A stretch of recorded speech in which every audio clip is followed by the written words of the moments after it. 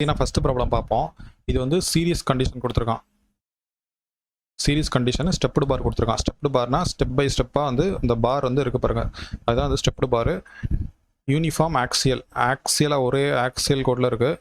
இந்த ஸ்டெப்டு பார் வந்து ஃபஸ்ட்டு நீ இதுக்கு என்ன கொஸ்டின் கேட்டிருக்கானா, first the find the total deformation of the bar.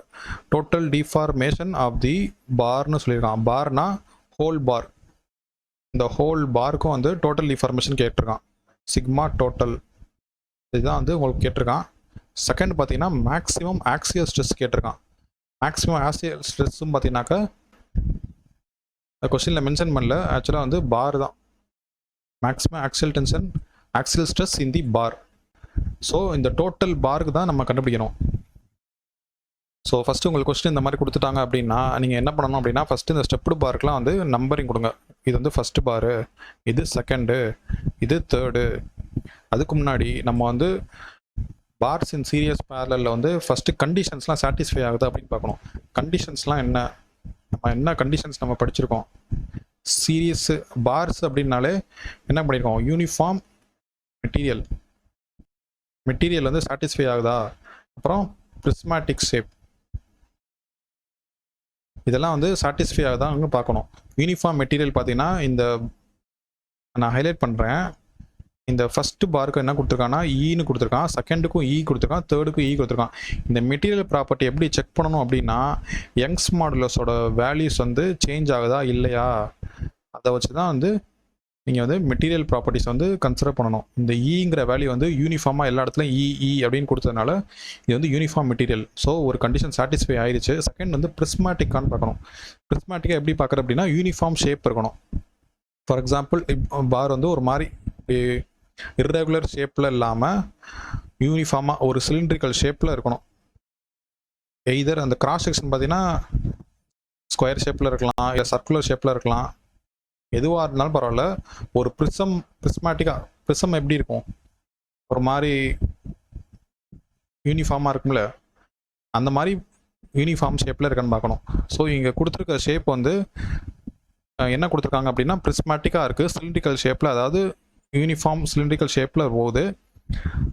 Cross section பார்த்தீங்கன்னா இந்த கிராஸ் செக்ஷன் வந்து சர்க்குலர் கொடுத்துருக்கான். அந்த சர்க்குலருங்கிறது எப்படி கண்டுபிடிக்கணும் அப்படின்னா, இங்கே கொஸ்டினில் பார்த்தீங்கன்னா இந்த டயாமீட்டர் கொடுத்துருக்கான். ஸோ டயாமீட்டர் கொடுத்துருக்கான்னா இப்போ இந்த இடத்துல வந்து என்ன இருக்குது, இந்த பிங்கிற இடத்துல இப்போ ஃப்ரண்ட் வியூ எடுத்து பார்த்தோன்னாக்கா கிராஸ் செக்ஷன் வந்து சர்க்குலர் ஷேப்பில் இருக்குது. ஸோ இந்த சர்க்குலர் பார், இந்த மாதிரி ஒரு சர்க்குலர் பார் தான் நம்ம கொடுத்துருக்கான். அது வந்து ஸ்டெப்டு பாராக கொடுத்துருக்கான். அவ்வளோதான் அதோட கொஸ்டின். ஸோ நமக்கு வந்து யூனிஃபார்ம் மெட்டீரியல் பிரிஸ்மாட்டிக் ரெண்டுமே வந்து சாட்டிஸ்ஃபை ஆயிடுச்சு. ஸோ இந்த ஃபார்முலாஸ்லாம் நாங்கள் தரவு படிச்சுக்கணும். சர்க்குலர் ஷேப்புக்கு வந்து ஏரியாவோட ஃபார்முலா என்ன, area equal to 5/4 d squared. ஒருவேளை கொஸ்டினில் டின்னு கொடுத்துட்டான் அப்படின்னாக்கா டி ஸ்கொயர்டாக வச்சுக்கணும். ஆர்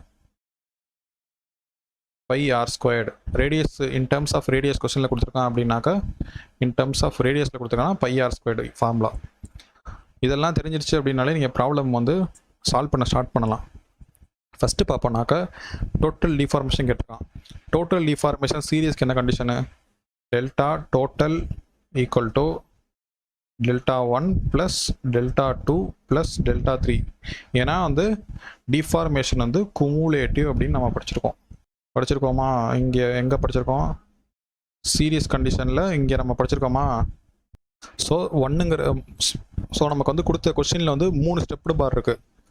ஸோ 3 பாருக்கும் வந்து டயாமீட்டர் வந்து வேரி ஆகுது, டி வந்து வேரிங் ஆகுது. ஸோ இண்டிவிஜுவலுக்கு வந்து கண்டுபிடிக்க போகிறோம். டெல்டா 1ஓட ஃபார்முலா என்ன, அதாவது deformation formula equal to PL/AE.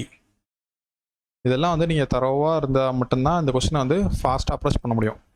So delta 1க்கு வந்து என்ன வரும், P1L1/A1E1 ப்ளஸ் அதே மாதிரி டெல்டா 2க்கு P2L2/A2E2 ப்ளஸ் P3L3/A3E3. இந்த இடத்துல E equal to E1 equal to E2 equal to E3. ஏன்னா வந்து யூனிஃபார்ம் மெட்டீரியல். ஸோ இதோட கண்டினியூஷன் வந்து நான் இங்கே போட்டிருக்கேன். இடம் இல்லாத காரணத்தினால நான் அங்கே எழுதுகிறேன். ஸோ ஈக்குவல் டு P1 பார்த்தீங்கன்னாக்கா இண்டிவிஜுவலாக ஆக்ட் ஆகும்.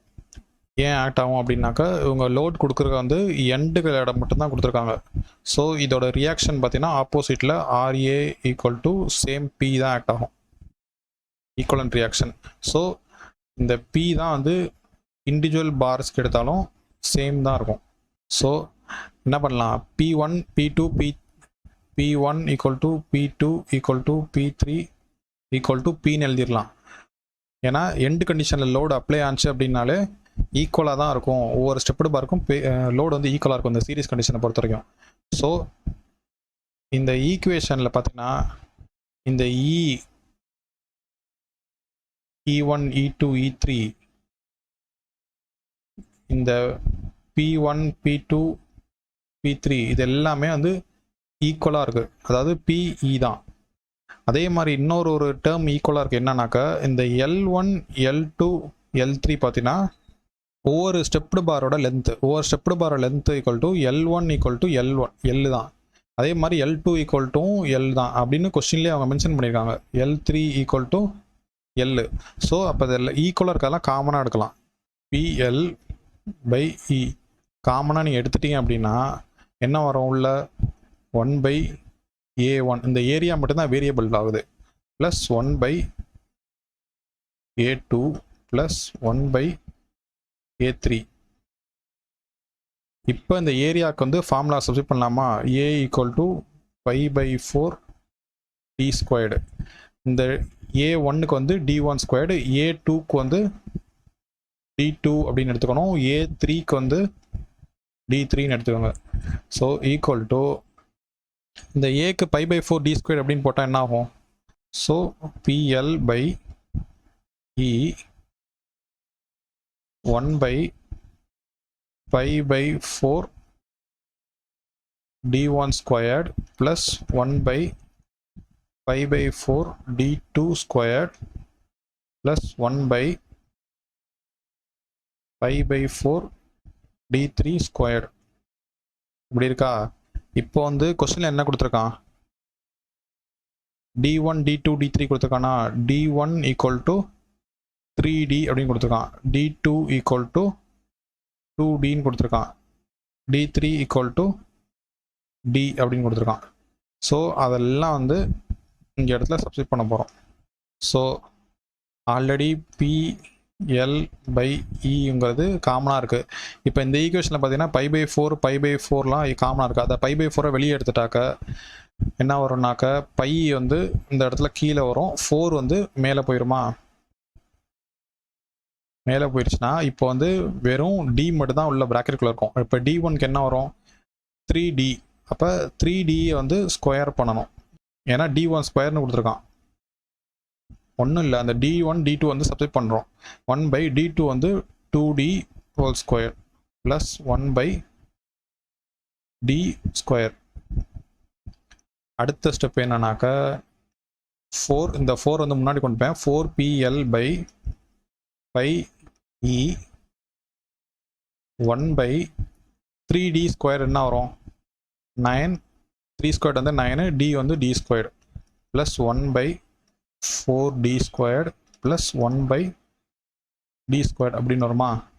நெக்ஸ்ட்டு என்ன வரும், நெக்ஸ்ட்டு இதோட அடுத்த ஸ்டெப்பு பார்த்தீங்கன்னா இப்போ இந்த ஈக்குவேஷன் வந்து D² எல்லாமே காமனாக இருக்குது. அப்போ இந்த D² வெளியே எடுக்கலாம். அப்போ 4PL/πED². இப்போ உள்ள வெறும் நியூமரிக்கல் நம்பர் மட்டும் தான் இருக்கும், 1/9 ப்ளஸ் 1/4 ப்ளஸ் 1/1.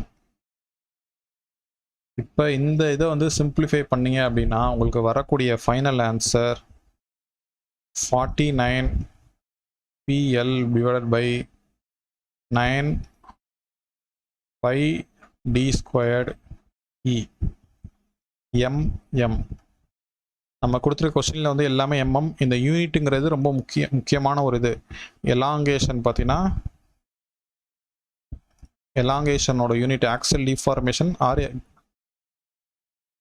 டிஃபார்மேஷன் யூனிட் வந்து mm.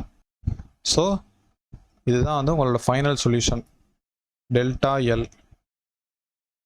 அதாவது டோட்டல் டிஃபார்மேஷன். ஓகே, ஃபஸ்ட்டு கொஸ்டினுக்கு சொல்யூஷன் வந்து நம்ம கண்டுபிடிச்சாச்சு. எந்த கொஸ்டினுக்கு? டோட்டல் டிஃபார்மேஷன் நம்ம கண்டுபிடிச்சாச்சு. நெக்ஸ்ட்டு வந்து நம்ம வந்து மேக்ஸிமம் ஆக்சியல் ஸ்ட்ரெஸ் கண்டுபிடிக்க போகிறோம். Maximum axial stress. இந்த ஸ்ட்ரெஸ்ஸுனாலே ஃபார்முலா என்ன? Sigma equal to P/A. நம்மளோட கண்டிஷன் பார்த்தீங்கன்னாக்கா லோடு வந்து எல்லா இடத்துலையுமே ஈக்குவலாக இருக்கும். இப்போ ஸ்ட்ரெஸ் வந்து ஃபஸ்ட்டு காம்பவுண்ட் மட்டும் ஆட் பண்ணோன்னா சிக்மா 1 ஈக்குவல் டு P1/A1. அதே மாதிரி செகண்ட் காம்பவுண்ட் மட்டும் இண்டிவிஜுவலாக ஸ்ட்ரெஸ் கண்டுபிடிக்கணும் அப்படின்னா P2/A2 அப்படின்னு வரும். ஆனால் நம்மளோட பாரில் கொடுத்த கண்டிஷன்ஸ் பார்த்தீங்கன்னா P1 P2 ரெண்டுமே ஈக்குவல்.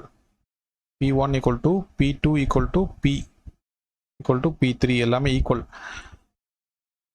எல்லாமே ஈக்குவலாக இருக்கும்போது மேக்ஸிமம் எப்படி கண்டுபிடிக்கிறது அப்படின்னா இந்த ஸ்ட்ரெஸ்ஸோட ஜென்ரல் ரிலேஷன் இருக்குல்ல, சிக்மா ஈக்குவல் டு P/A அப்படிங்கிற ஜென்ரல் ரிலேஷனை வச்சு தான் கண்டுபிடிக்கணும்.